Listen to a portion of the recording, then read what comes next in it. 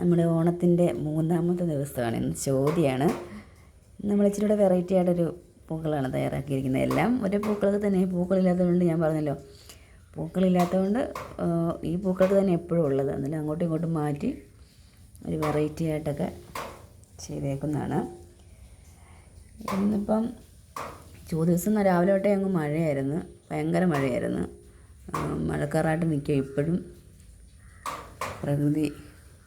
ഇപ്പം മഴയൊക്കെ പെയ്തപ്പോൾ എന്ന് തോന്നിട്ട് എനിക്ക് വന്ന്. അപ്പം നമ്മുടെ പൂക്കളം എങ്ങനെയുണ്ട്? നിങ്ങളെല്ലാം ഇന്ന് പൂക്കളം ഇട്ടോ?